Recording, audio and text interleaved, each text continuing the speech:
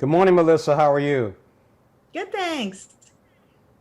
Well, thank you for joining us on Morning Blend. I appreciate it. Oh, thanks for having me. Good to be here. It's great to have you here. Let's talk about your second book, Never After the Stolen Slippers. Tell us about that.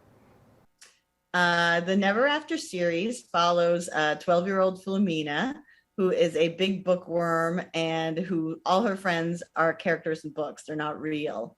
Until one day, she discovers they are quite real, and they pull her into the world of Never After, where she has a place and where she actually belongs.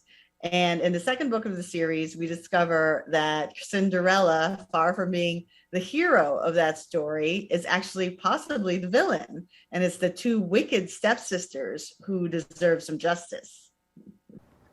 And that's an interesting twist. So tell us, how are these versions different from the popular Disney stories, period?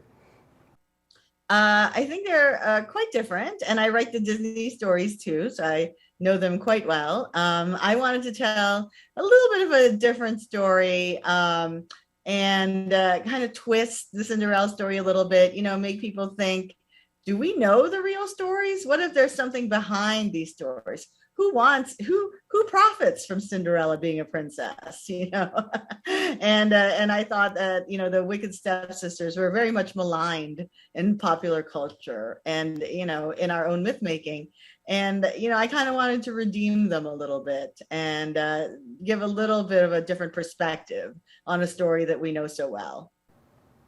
Now, Mellisa, how is writing for middle grade audience varies from writing for adults and teens? Well, for one, the fan mail is so much better.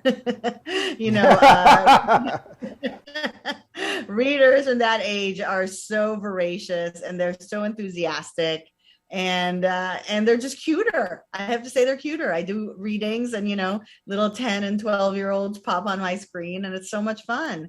And they know the stories really well, so they will send me corrections if they find something that maybe me or the copy editor, forgot to correct. Sometimes I forget people's eye color or hair color, and they said, well, you said she had, brown eyes, but here she has blue. And I'm like, okay. So they're very close readers. And speaking of which, now you've written over more than 50 books.